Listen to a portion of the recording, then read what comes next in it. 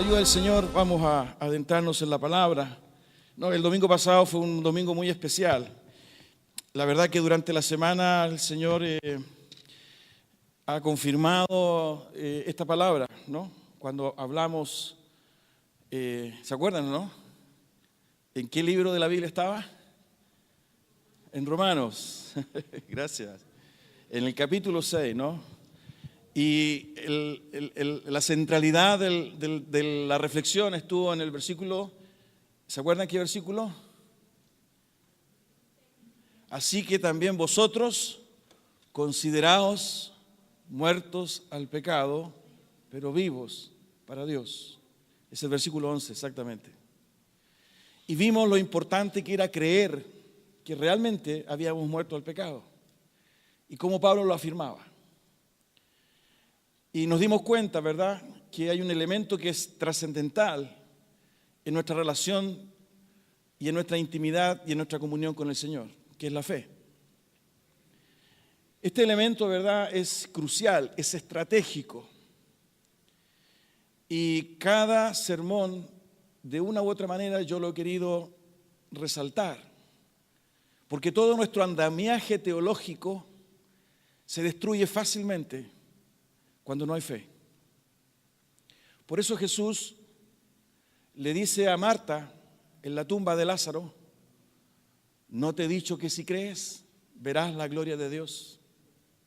A pesar de que Marta, si usted lee, ¿verdad?, ese suceso en el Evangelio de Juan, sabía quién era Jesús. Incluso se lo había dicho momentos antes: tú eres el Cristo, el Hijo del Dios viviente.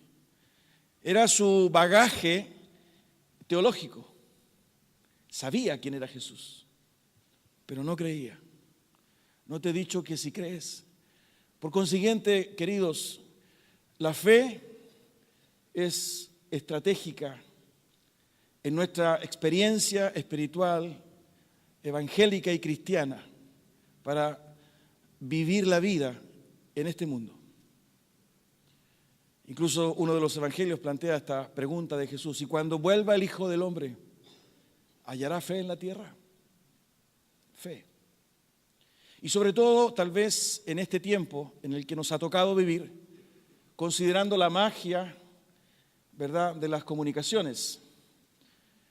Esta realidad, ¿verdad?, que muchas veces incluso atonta nuestros sentidos, porque es un bombardeo permanente de estímulos audiovisuales que impregnan, que modelan y que muchas veces van asentando en nuestra mente imaginarios o una cosmovisión. ¿Se acuerdan los lentes que nos pusimos hace unos domingos atrás? Y eso afecta a nuestra fe. Hoy día, ¿verdad?, nuestra generación es una generación que quiere experimentarlo todo, que quiere comprobarlo todo. La fe se diluye en esta práctica de vida que hoy día tenemos, mientras nuestros ojos, ¿verdad?, lo puedan ver, mientras mis manos lo puedan tocar, mientras lo pueda incluso entender. Hay una presencia racional, intelectual poderosa. Por consiguiente, eso atenta contra la fe, porque la fe, ¿verdad?, es locura.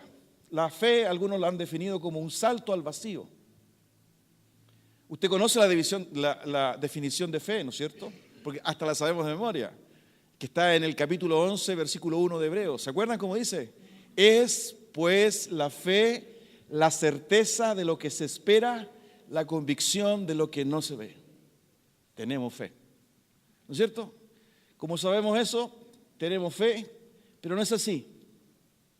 No es así. Y yo quiero compartir con ustedes brevemente una reflexión de un hombre que estuvo era uno de en el círculo de hierro, ¿no?, que es una expresión que también, en el círculo de hierro de Jesús, los amigos de Jesús. ¿Se acuerdan de Tomás, no?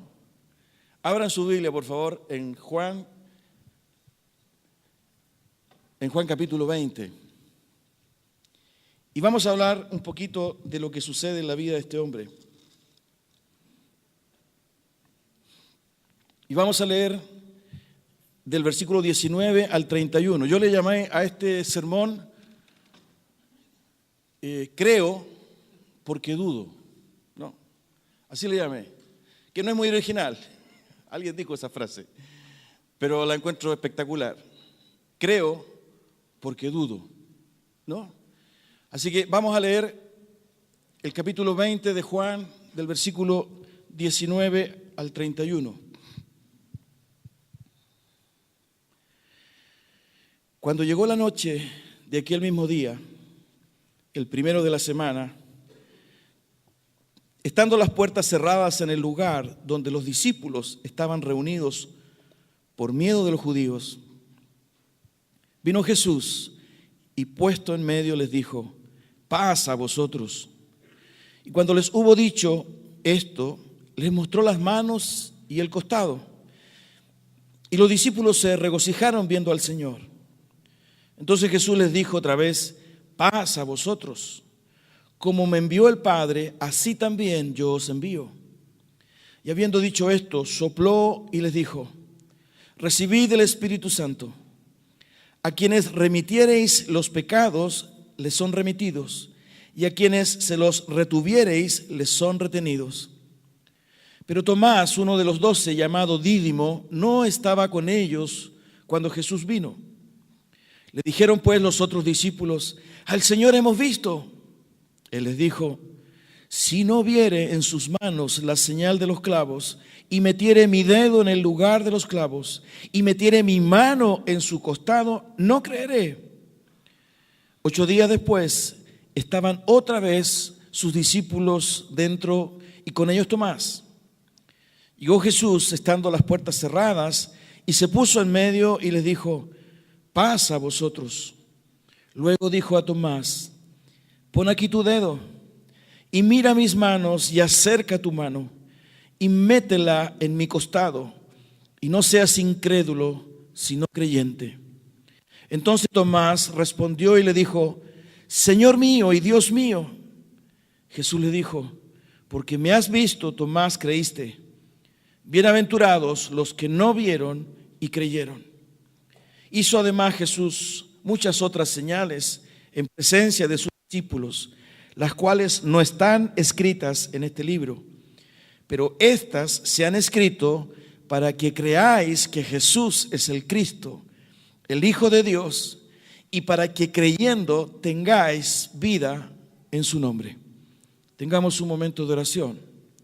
Te damos gracias, Señor, en el nombre de Jesús.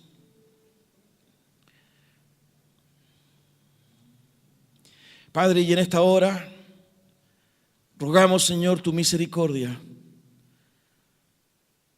Santo Dios, porque nos adentramos en tu palabra. Acabamos de leer, Señor, un trozo de ella, de un suceso que ocurrió, Señor, hace cientos de años atrás. Padre amado, y queremos que tú nos guíes con tu Espíritu Santo a entender esta palabra maravillosa, Señor. Esta palabra que penetra nuestra vida. Esta palabra que confronta, Señor, nuestro corazón. Bendito y santo Dios, en el nombre de Jesús, Señor, te rogamos que nada interrumpa, que nada, Señor, perturbe, ni siquiera nuestro corazón, ni siquiera esas motivaciones erradas. Señor bendito, la exposición de tu palabra, Señor, que pueda fluir desde tu trono de gracia lo que esta mañana, hoy día tú quieres compartir a nuestra vida. Tú sabes, Señor, hoy día lo que estamos viviendo, cuáles son, Señor, nuestras vergüenzas, nuestras confusiones.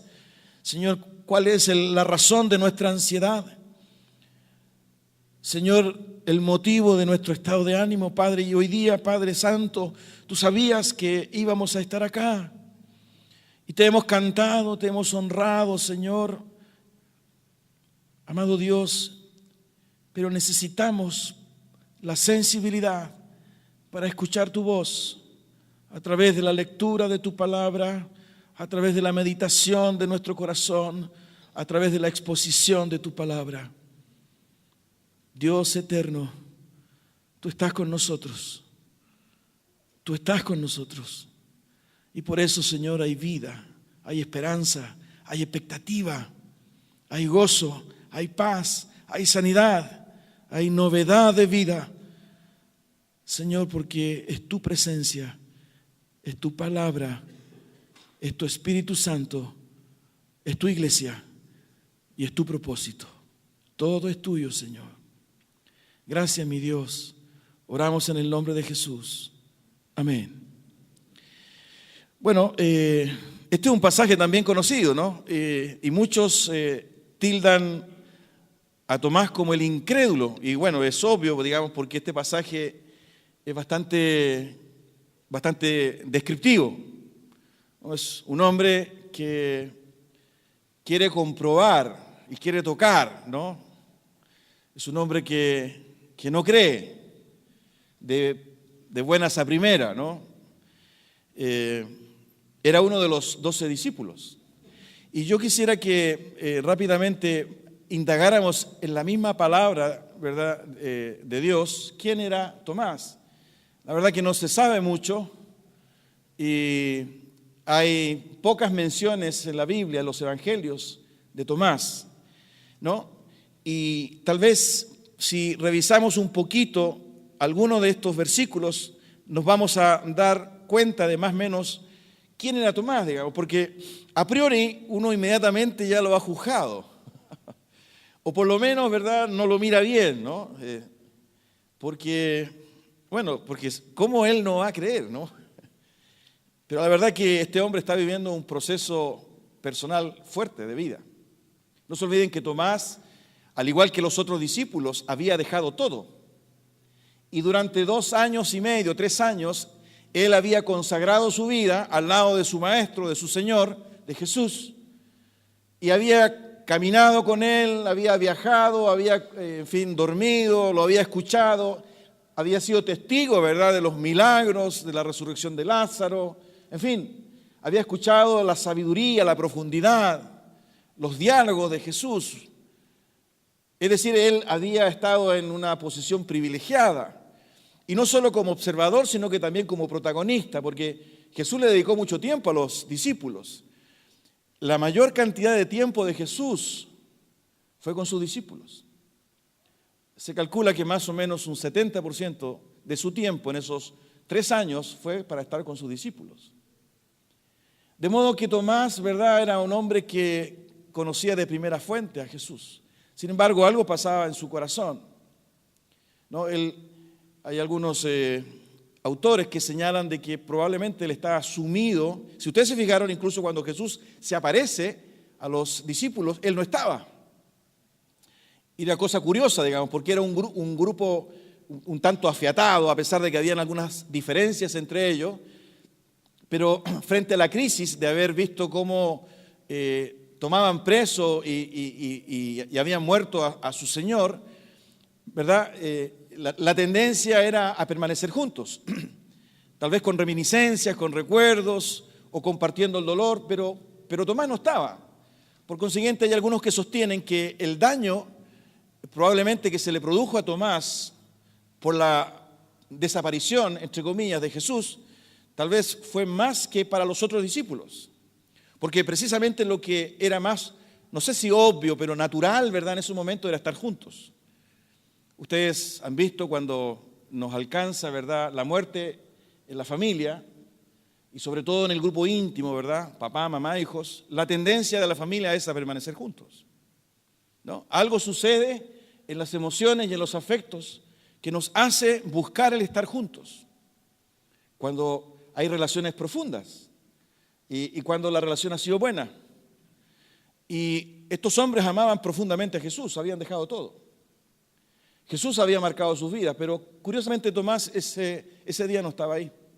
Y fíjense que si vemos algunos pasajes, por ejemplo, en el mismo Evangelio de Juan, en el capítulo 11, versículo 16, en el contexto de la resurrección de Lázaro, si usted abre su Biblia, Juan 11, 16, se va a dar cuenta, ¿verdad?, a propósito de una frase de Tomás, un poco cómo era este hombre.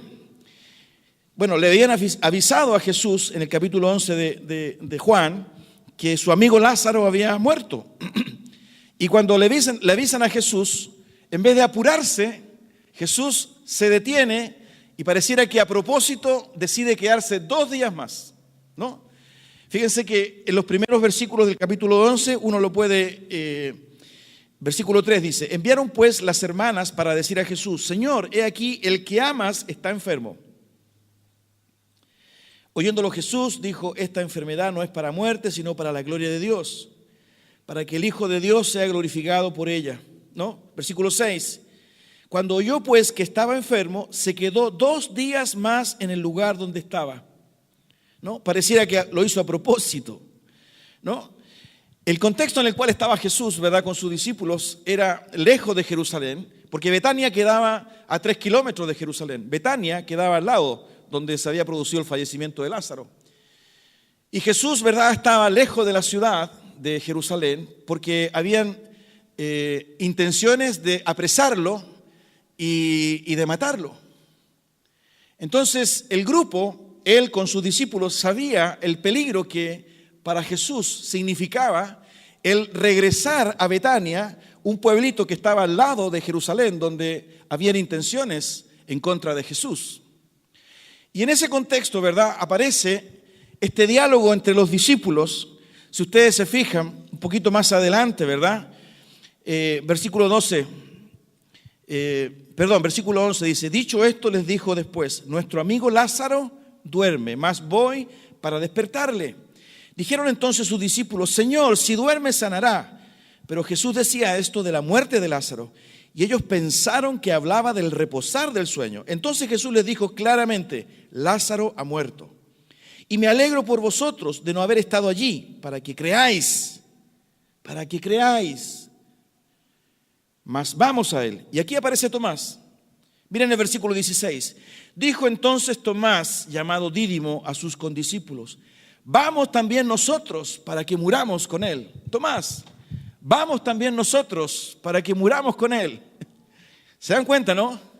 Fíjense que uno puede advertir en estas palabras, que no son muchas, que probablemente Tomás era pesimista, porque él dice, vamos a morir, ¿no? Él plantea un escenario, ¿verdad?, exprofeso, nos va a ir mal, vamos a morir.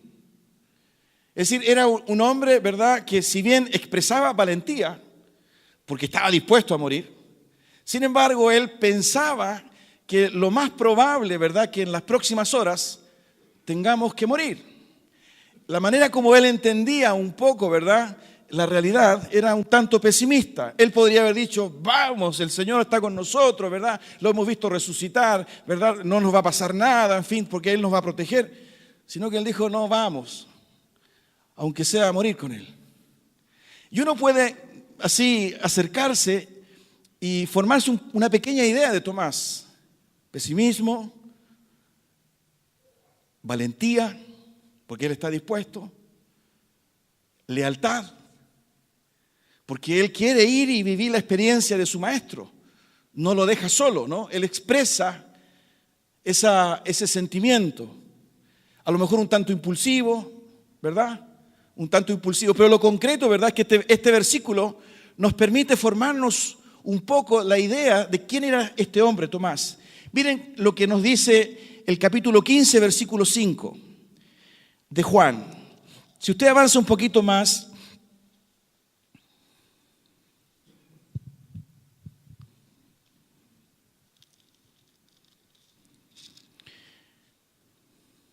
perdón, es el capítulo 14, versículo 5. Juan capítulo 14, versículo 5. Vamos a leer un poquito de antes. Jesús está compartiendo, fíjense que se manifiesta la personalidad de Tomás en el contexto, ¿verdad?, de la tensión. Porque son según el relato de Juan, son los momentos últimos de Jesús en la tierra. Precisamente en el capítulo 14, versículo 1, Jesús comienza a compartir con ellos la realidad de su partida. No se turbe vuestro corazón, dice el versículo 1, ¿no es cierto? Creéis en Dios, creed también en mí. Y en el versículo 2 dice, en la casa de mi Padre muchas moradas hay. Si así no fuera, yo os lo hubiera dicho. Voy pues a preparar lugar para vosotros. Y si me fuere y os prepararé lugar, vendré otra vez y os tomaré a mí mismo, para que donde yo estoy, vosotros también estéis. Y sabéis a dónde voy y sabéis el camino. Aparece Tomás. Le dijo Tomás: Señor, no sabemos a dónde vas. ¿Cómo pues podemos saber el camino? Aparece de nuevo, ¿no?, este hombre. El ambiente no es un ambiente fácil. Jesús sabe que ellos están conmovidos. Él les ha dicho momentos antes que Él iba a partir, y a donde Él iba, ellos no podían estar. Y momentos previos también Él les había lavado los pies. Pero aparece Tomás: Señor, y fíjense el pensamiento de Tomás, un pensamiento lógico. Señor, no sabemos dónde vas. ¿Cómo pues podemos saber el camino? Es como obvio, ¿no es cierto? Es un pensamiento lógico. Uno podría mirar este comentario, ¿verdad?, o esta pregunta de Tomás, ¿verdad?, y ver un dejo de ironía. Pero por otro lado, ¿verdad?, si uno piensa bien de Tomás, esa pregunta evidencia que era un hombre lógico. Obviamente, si no sabemos dónde vas, menos podemos saber el camino. Es decir, pareciera que era un hombre racional. Era un hombre que cuestionaba, que pensaba, un tanto curioso, porque estaba atento a lo que Jesús, y entendía lo que Jesús estaba expresando, ¿verdad? Entendía lo que Jesús estaba diciendo, y mientras Jesús compartía, enseñaba, él deducía y tenía ese pensamiento racional, pensamiento lógico. Es importante, queridos, de alguna manera aproximarse al corazón y al carácter de este hombre, porque de alguna manera representa muchas veces lo que también hay en nuestra vida. Esta racionalidad y esta lógica, ¿verdad?, del pensamiento que no permite entender, ¿verdad?, lo que la fe me está enseñando.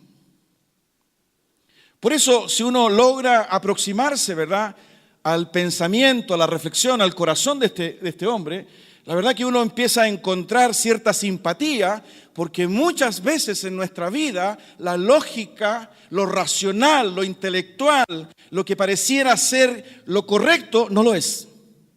O cuando se nos pide y se nos anima a enfrentar una situación, y cuando alguien por ahí nos dice: debes creer, no creemos. El domingo pasado el Señor nos dijo: tienes que creer que moriste al pecado. Tienes que creer que ahora vives para Dios. Pero esa frase cae, ¿verdad?, en este ámbito lógico, racional e intelectual, y me cuesta creerlo. La verdad que no lo creo.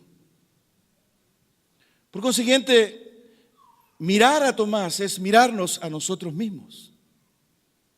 Mirar a Tomás, ¿verdad?, es coincidir con esta lógica, y sobre todo en un contexto, ¿verdad?, en el cual hoy día nosotros nos desenvolvemos, donde hay una fuerte intromisión de lo racional y de lo intelectual.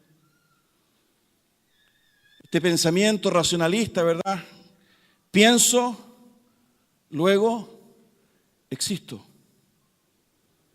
Que centró, ¿verdad?, al hombre en la lógica del mundo y del cosmos, de tal modo, ¿verdad?, que para poder creer tengo que experimentar.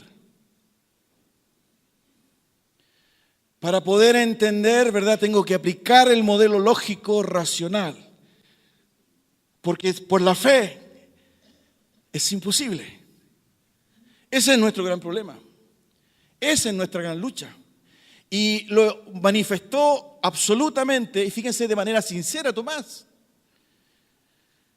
Porque podemos también incorporar, ¿verdad?, en esta caracterización que hacemos de este hombre, ¿verdad?, su sinceridad. Él estaba con sus amigos, con sus partners, con sus amiguis. No nos explica la Biblia, ¿verdad?, la intimidad y la cercanía de ellos. Ellos tenían problemas en algún momento por ahí, porque querían saber quién era el más importante o quién iba a ocupar los mejores lugares en el reino. ¿Se acuerdan cuando tienen esa discusión? Pero eran hombres que habían abrazado a Jesús, habían entendido el mensaje, por lo menos habían escuchado el enunciado de Jesús cuando Él les dice: deben amarse como yo los he amado. Entonces, en ese ámbito, Tomás fue sincero con sus amigos. No les creo. No les creo. Viejo, Jesús resucitó. No les creo. Y fíjense que llega a ser hasta audaz y un tanto insolente e irónico, como muchas veces somos nosotros, porque lo racional y lo lógico nos lleva a ser groseros, audaces, ¿verdad? Porque expresamos esa duda que muchas veces hiere o no se entiende o cuestiona. Y él dice, tengo que meter mi dedo, tengo que meter mi mano. Fíjense, ¿no? En ese momento él jamás era tan intensa su sinceridad que él no se imaginaba por ningún motivo que a los pocos días, a los 8 días siguientes, él realmente iba a tener que meter sus dedos y sus manos en las heridas de Jesús. Es decir, a priori, ¿verdad? Él estaba señalando verbalmente, y perdone la expresión, una brutalidad que él usaba como argumento en su lógica y en su pensamiento.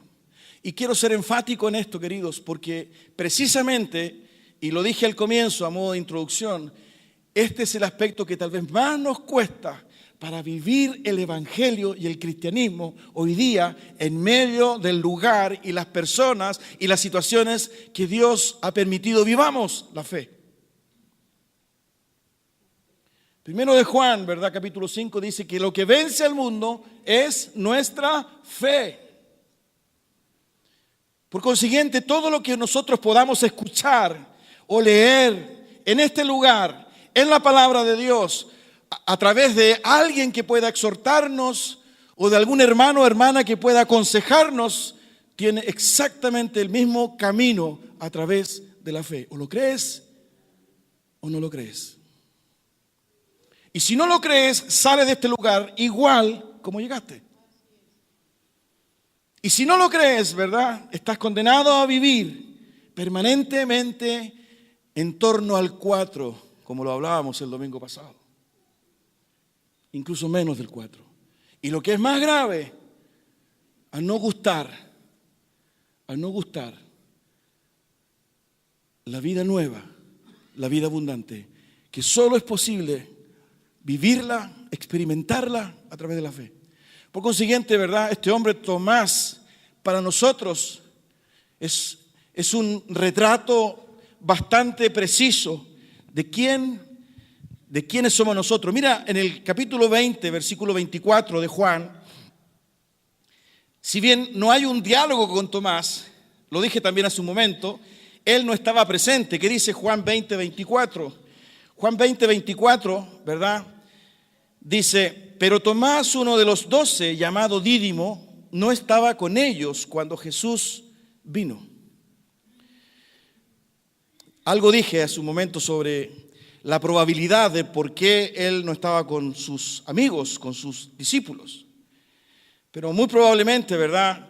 Él estaba viviendo intensamente la partida, la ausencia, la muerte, porque hasta ese momento Jesús, para él, estaba muerto. Jesús estaba muerto. Fíjense que esto es profundo, ¿no? Porque en su perspectiva, ¿verdad? Y tal vez voy a ser un poco audaz, adentrándome un poquito más en algunos supuestos, ¿verdad? Es probable que él haya estado absolutamente sobrepasado. No tenía siquiera a lo mejor ánimo de reunirse, de juntarse. A lo mejor quería vivir el luto, ¿verdad? De manera solitaria. Y este concepto de comunidad para él ya no tenía el mismo precio, el mismo valor, porque su maestro, su Señor, no estaba. Cuando uno revisa estos sucesos, incluso cuando llega el Espíritu Santo, que se menciona ahí en el capítulo 2 de Hechos, uno de los elementos comunes en el relato, ¿verdad?, es que ellos siempre están juntos, esperando, y se están animando. Este concepto de comunidad es potente. Y Jesús les enseñó a vivir esa experiencia. Jesús les enseñó a vivir esa experiencia de estar juntos. En el retiro que tuvimos ayer sábado con los hermanos y hermanas que participan en el Ministerio de Alabanza, analizábamos, ¿verdad?, el relato de Marcos capítulo 3, cuando Jesús escoge a sus discípulos. Y ahí dice en el texto que Él llamó a quien Él quiso llamar. pero dice que los llamó para que estuviesen con Él. De modo que esta realidad, ¿verdad?, comunitaria, desde el primer minuto Jesús la cultivó con sus discípulos. Estar juntos. Quiero que estén conmigo. Quiero estar con ustedes. Cuando Él, ¿verdad?, toma la última cena para la Pascua, que vamos a vivir en algún momento más, en el relato de Lucas, Jesús le dice a sus discípulos, no saben cuánto, ¿se acuerda que yo siempre lo leo en todas las santas cenas? Porque me encanta ese versículo. No saben cuánto deseaba comer con ustedes esta última Pascua antes de padecer. Que es un elemento comunitario. Y Tomás no estaba en ese momento. Ellos habían escuchado, ¿verdad?, cómo Jesús había fortalecido, ¿verdad?, y había incorporado a la realidad del grupo, del amor entre ellos, del servicio entre ellos. Jesús les había enseñado, ¿verdad?, que el primero tenía que ser el último, que el primero tenía que ser como niño, que el primero tenía que servir, que había que lavarse los pies. Es decir, estar juntos era importante, pero Tomás no estaba.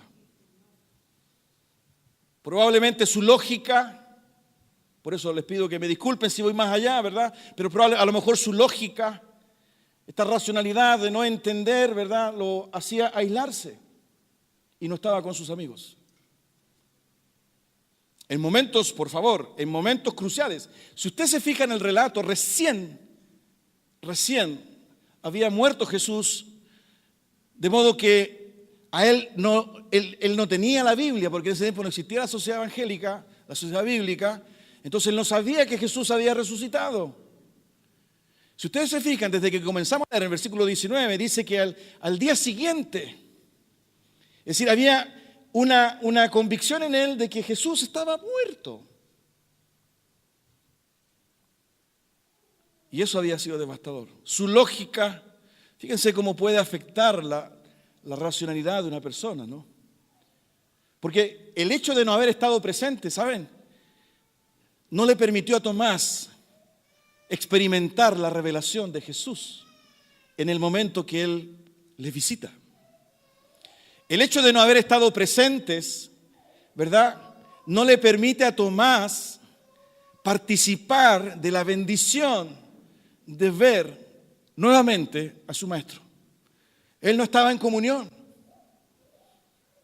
De modo que él no experimentó lo que sus amigos experimentaron. Y por esa razón, ¿verdad?, nosotros podemos formarnos una opinión más en el corazón de este hombre. Pero fíjense que no solo eso, sino que, como lo dije también hace un momento, él no creyó lo que sus amigos le decían.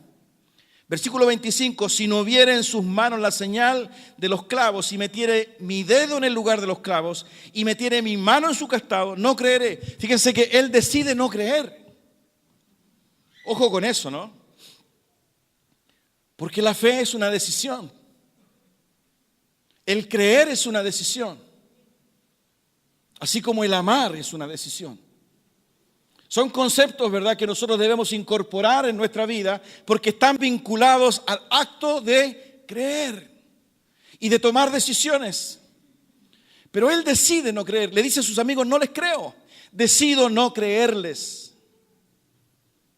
Y lo más complejo aún es que no solo no les cree a ellos, sus amigos, sino que además no les cree ni siquiera a Jesús.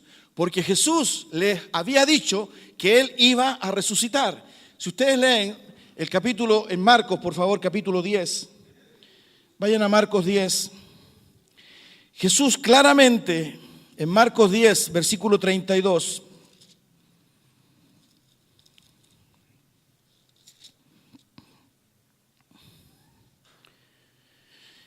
Marcos 10, 32. Iban por el camino subiendo a Jerusalén y Jesús iba adelante. Y ellos se asombraron y le seguían con miedo. Entonces, volviendo a tomar a los 12 aparte, les comenzó a decir las cosas que le habían de acontecer. Estoy leyendo Marcos 10, 33. He aquí subimos a Jerusalén, Y el Hijo del Hombre será entregado a los principales sacerdotes y a los escribas, y le condenarán a muerte, y le entregarán a los gentiles, y le escarnecerán, le azotarán, y escupirán en él, y le matarán. Mas al tercer día resucitará. Clarito. Es como que lo hubiese sentado, ¿verdad? Tomó una pizarra y hubiese empezado a escribir o a dibujar. Esto me va a pasar cuando vaya a Jerusalén. Y Tomás escuchó todo eso. Y Tomás sabía todo eso. ¿Se dan cuenta, verdad? Hasta dónde puede llegar nuestro corazón. Hasta dónde puede llegar, ¿verdad? Nuestros pensamientos, nuestras decisiones. Cuando incorporamos, ¿verdad?, esta racionalidad o esta intelectualidad en nosotros que no nos permite ver, que no nos permite entender y que nos hace, lamentablemente, muchas veces aislarnos o vivir en una lógica y no poder disfrutar de las verdades, de la presencia, de la gracia, de la vida a la cual el Señor nos llama a través de Jesús. Él había escuchado clarito. Este es un diagrama de flujo casi, ¿verdad? ¿Cómo se llama estas herramientas de administración? Un cronograma, ¿verdad?, que Jesús le presentó. Pero en su lógica, ¿no? Tengo que meter mi dedo, tengo que meter mi mano, ver para creer. No me vengan con cuentos. No, ver para creer. Cuando escuchamos testimonio de algún hermano o hermana, ¿verdad?, cómo Dios la ha bendecido, nosotros cuestionamos la cuestión. No, pero es que esa hermana o ese hermano es muy eufórico. Sí, además que le falta un poco de educación. Entonces, hay que, ¿ha escuchado esto, no? Hay que creerle la mitad.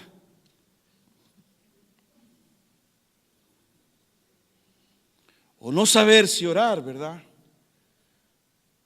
Y hasta dónde Dios me puede escuchar. Y qué cosas de mi vida le interesan a Él y qué cosas no le interesan. Entonces, cuando aparece un niñito, ¿verdad?, de 5 o 6 años, que se le pierde su perrito y llora y sufre y ora a Dios y aparece el perrito, mira el niñito, qué tierno. Y no nos pasa en absoluto por nuestra mente la probabilidad de que Dios ayudó en la fe y en la ingenuidad de ese niño. O cuando escuchamos el testimonio, ¿verdad?, de alguien que ha sido sanado de una enfermedad catastrófica, del cáncer, y que ha sido a través de la medicina. Y escuchamos el testimonio, ¿verdad? Y decimos, sí, pero fue al hospital, fue a la clínica, tenía plata y tenía buena previsión. Cuestionar la cuestión. Cuestionar la cuestión. Tomás había escuchado, ¿verdad?, y había visto el cronograma de Jesús. Esto me va a pasar. Pero no lo creyó. Y Jesús le dijo, al tercer día voy a resucitar. Y no le creyó. Porque él necesitaba ver para creer. Ese camino no me permite estar en comunión. Ese camino no me permite disfrutar de la bendición. Ese camino me aísla. Ese camino, ¿verdad?, me tortura. Ese camino me entristece.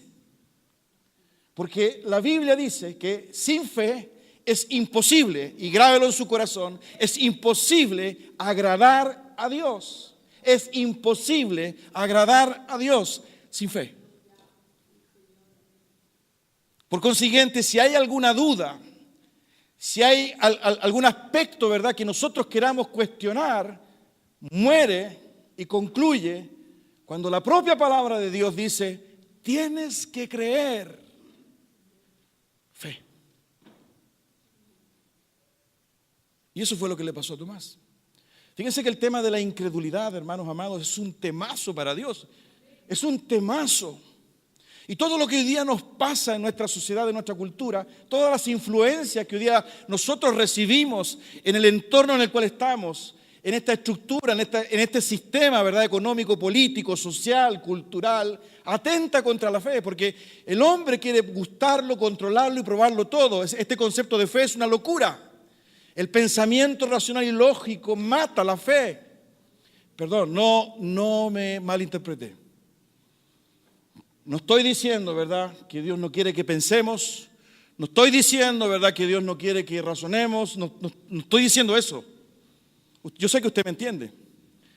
Estamos hablando, ¿verdad?, cuando esa dimensión de nuestra vida, gracias a Dios por la razón, gracias a Dios por el cerebro, porque Él nos construyó así. El problema es cuando nosotros anteponemos a una relación con Dios y queremos probar y filtrar de alguna manera lo que Dios quiere hacer o lo que Dios nos quiere dar. Y lamentablemente lo que puede ser un camino se transforma en un objetivo. Y sin darnos cuenta, ¿verdad?, engañamos nuestro propio corazón porque no podemos creer. La lógica me dice que es imposible. El modelo matemático me dice que no puede ser, que no es probable. El presupuesto, ¿verdad?, que tenemos en la iglesia dice que no podemos. Por consiguiente, vamos a tener que eliminar ciertos gastos, ¿verdad? Y nos circunscribimos a una realidad que nos entrega una herramienta que puede ser de mucha utilidad, pero que mata lo sobrenatural, porque la fe es sobrenatural. Certeza de lo que se espera. Si se espera es porque no se conoce. Si se espera es porque no se ve. Sin embargo, no lo conozco, no lo veo, pero tengo la certeza, la seguridad. No lo veo, pero sé. Miren cómo Dios trataba la incredulidad. Ustedes conocen al pueblo de Israel, ¿no es cierto? Casi siempre hablamos del pueblo de Israel. Y en el libro de Números,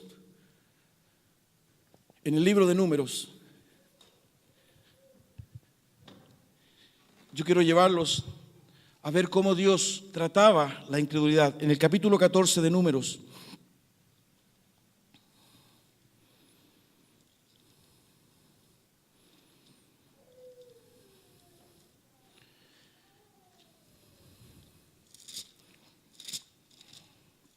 capítulo 14, versículos 11.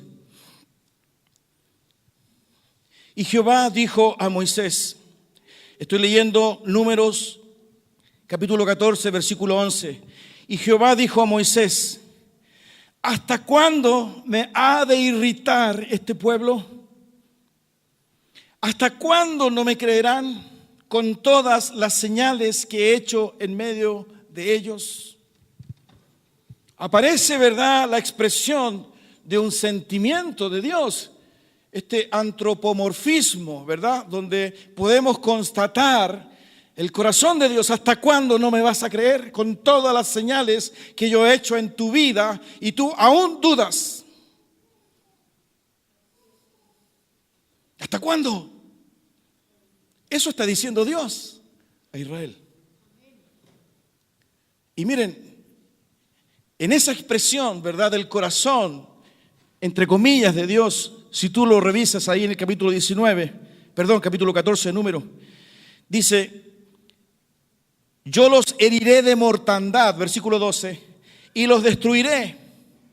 Y a ti te pondré sobre gente más grande y más fuerte que ellos. Le está hablando a Moisés. La incredulidad.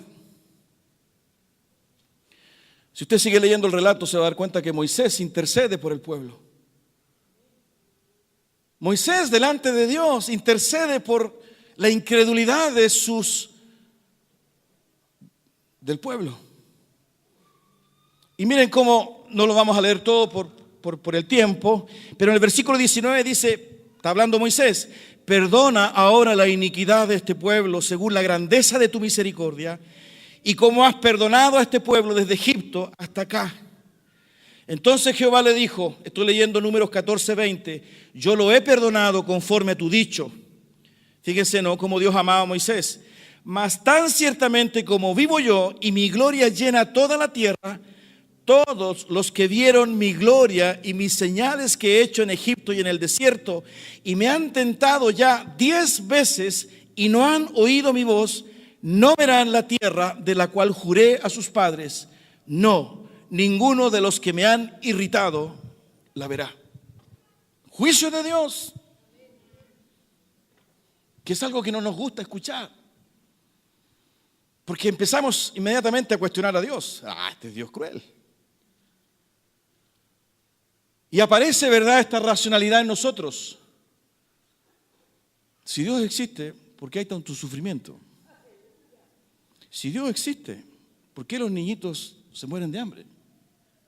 Y empezamos, ¿verdad?, a cuestionar a Dios en nuestra lógica humana.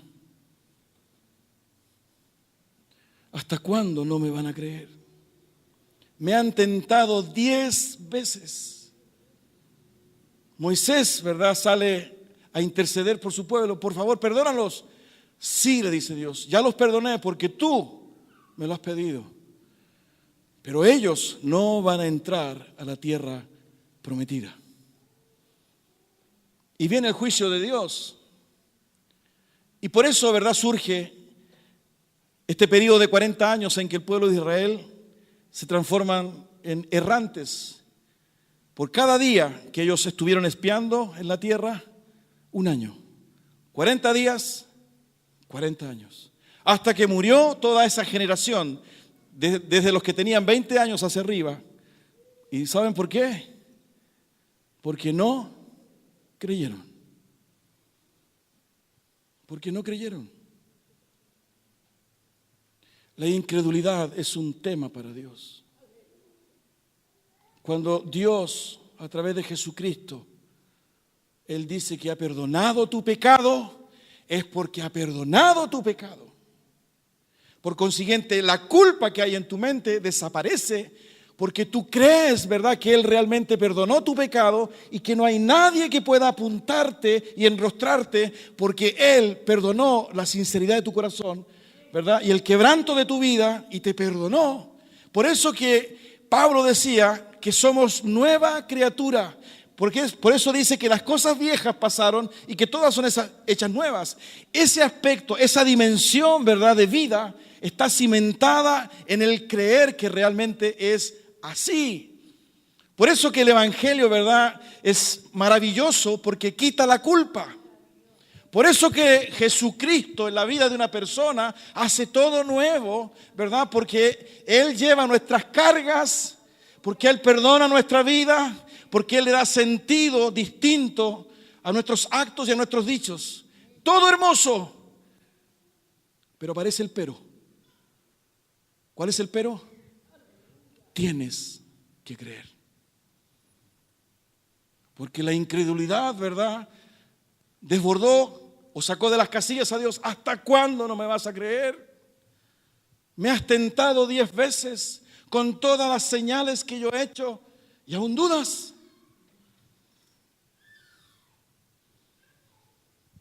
Por eso que este concepto de incredulidad es fundamental, afecta nuestra vida. Yo creo en mi esposa y por eso que yo sé que tengo que llegar a la casa. Y cuando ella no está, ¿verdad?, yo me incomodo, no sé dónde anda. Y sé que mi vida gira en torno a ella. Y que cuando ella no está, yo tengo que comunicarme. O cuando yo no estoy, tengo que llamarla. Y siempre estamos girando nuestra vida el uno con el otro. Yo creo en ella. Yo sé que ella me es fiel. Por consiguiente, ¿verdad?, mi vida gira en torno a esa convicción. Y espero en ella, confío en ella, la busco a ella, me entrego a ella, porque creo en ella. Ese es el impacto de la fe en una relación entre personas. Y Dios es una persona. Dios no es un concepto. Cuando nosotros creemos en Dios, vivimos en torno a Él, le entregamos nuestra vida, sabemos que Él está. Él es real en nuestra vida. No es un concepto. No es una estructura filosófica. Y yo sé que Él va conmigo. Yo sé que Él me cuida. Yo sé que Él me suple. Yo sé que Él me provee. Yo sé que Él me perdona. Yo sé que Él me sana.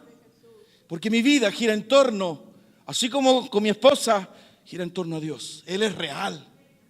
Pablo decía, yo sé en quién he creído.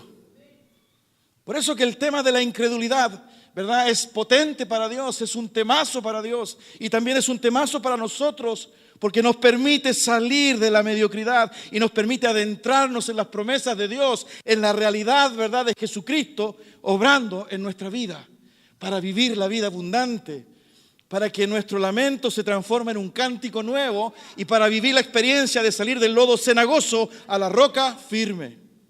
Salmo 40. Fe.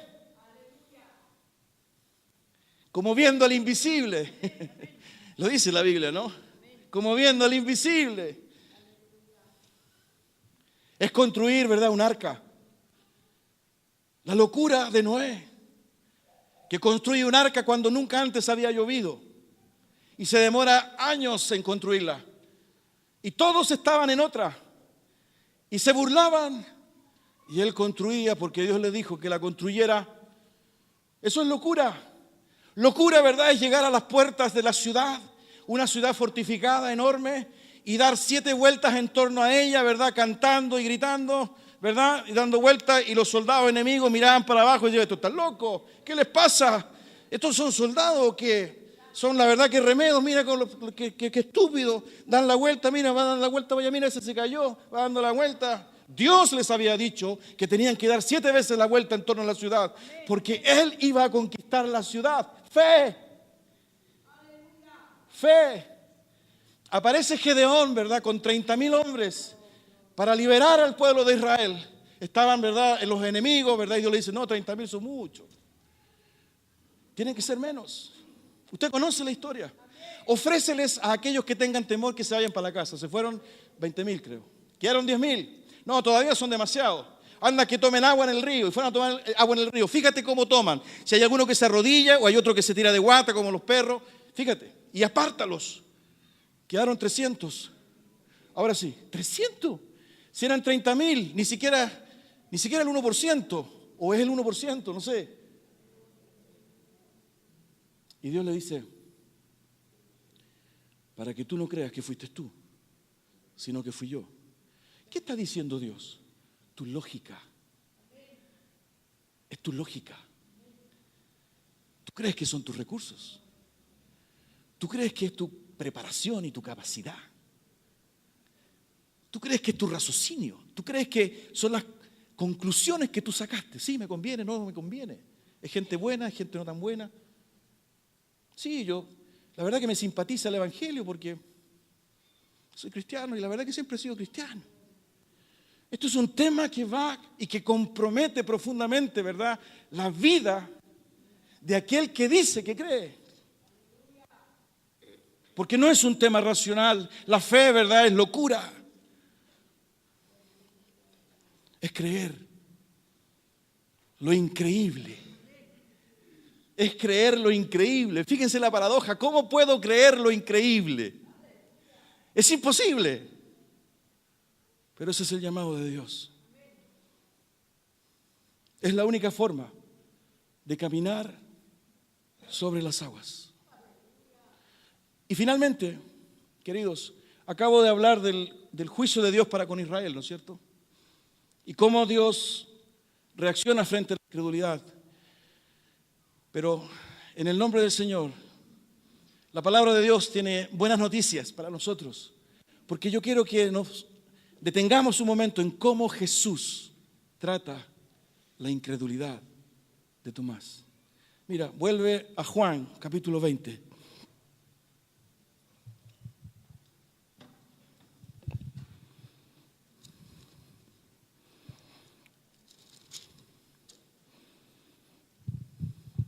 Ocho días después, estoy leyendo Juan 20, versículo 26.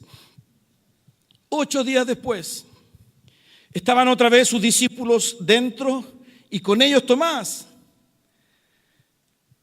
Llegó Jesús, estando las puertas cerradas, y se puso y les dijo, paz a vosotros.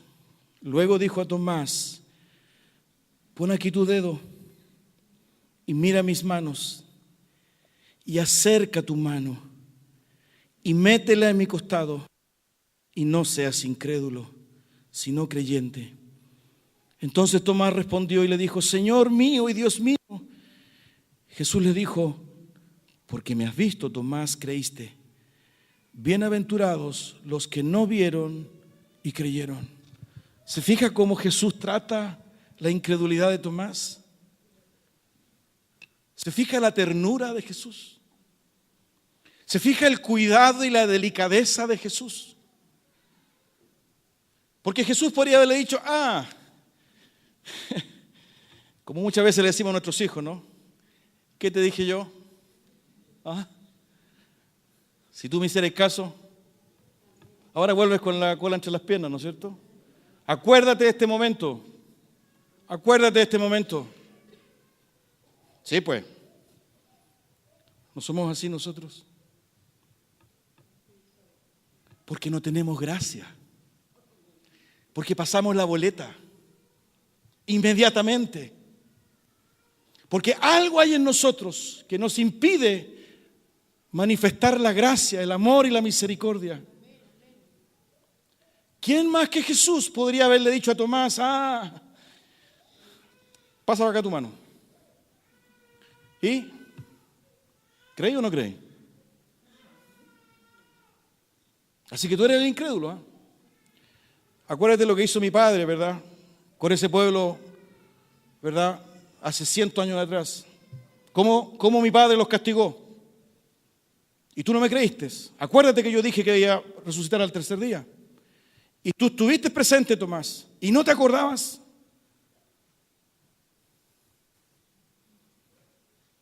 Pero no vemos eso en las palabras de Jesús.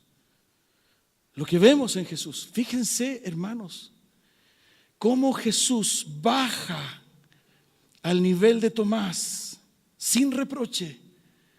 Pásame tu mano, Tomás. Jesús, ¿verdad?, se está humillando, entre comillas, porque baja al nivel de Tomás, baja al nivel de su incredulidad, ¿verdad?, para trabajar con su corazón. Aleluya, gloria a su nombre, exactamente, porque Él trabaja con nuestra incredulidad.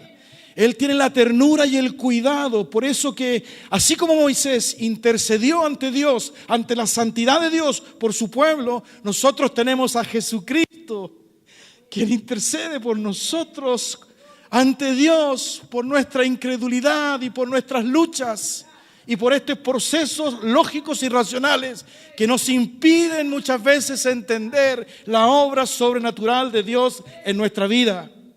¿Me entiende? No hay reproche.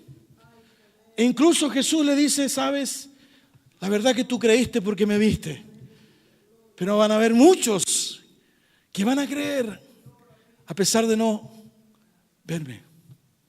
Jesús estaba preocupado, ¿verdad?, de todos nosotros. Incluso antes, en la oración del capítulo 17, ¿verdad?, de Juan, cuando Él está en Getsemaní y Él está orando a Dios, a su Padre, y le está dando gracias y está encomendando a sus discípulos, Él ora también por nosotros. Y Él le dice a su Padre: no solo te ruego por estos, sino también por los que han de creer en mí, por la palabra de ellos, los que van a creer en mí, a pesar de que no lo íbamos a ver. Jesús intercediendo por tu vida y por la mía. Trae tu mano.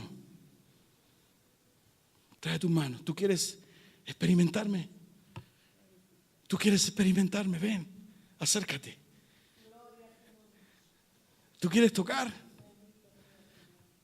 ¿Quieres tocar? Acércate. Y te vas a dar cuenta que es verdad. Eso está diciendo Jesús. Acércate, ven. ¿Quieres tocar? Dame tu mano. Y te vas a dar cuenta que es verdad. Sí, es verdad. Él ha resucitado. Aleluya. Aleluya. Aleluya. Él ha resucitado. Es decir, es posible, es verdad. Aunque la lógica, aunque lo racional y lo intelectual me dice que es imposible, es posible. ¿Cómo puede concebir una mujer de 90 años que ya no menstrua y que además ha sido toda su vida estéril volver a engendrar? ¿Cómo es posible? ¿Cómo es posible, verdad, resucitar después de haber experimentado la muerte? ¿Cómo es posible? Es posible. ¿Cómo es posible cambiar la vida después que se ha sido grosero, verdad? Ha sido un déspota, ha sido un violento, ha sido un mercenario. ¿Cómo es posible? Es posible. ¿Cómo es posible salir de la adicción, verdad? Salir, verdad, del adulterio, salir de la pornografía. ¿Cómo es posible? Es posible. Aleluya, es posible. Es posible. Eso es lo que está diciendo Jesús. Pásame tu mano. Pásame tu mano. Toca. Resucité. Tú no creías. Pásame tu mano. Fíjense que este capítulo y este texto de Juan está cimentado en esta convicción del creer. Porque fíjense cómo termina. ¿Se dieron cuenta los últimos dos versículos, no? Versículo 30 y 31. Hizo además Jesús muchas otras señales en presencia de sus discípulos, las cuales no están escritas en este libro. Pero miren el versículo 31 lo que dice. Pero estas se han escrito, ¿para qué? Para que creáis que Jesús es el Cristo, el Hijo de Dios, y para que creyendo tengáis vida en su nombre. Reitera Juan el Evangelio, ¿verdad? La necesidad de creer, porque el creer y solo el creer te permite vivir la vida eterna. Solo creer, solo creer.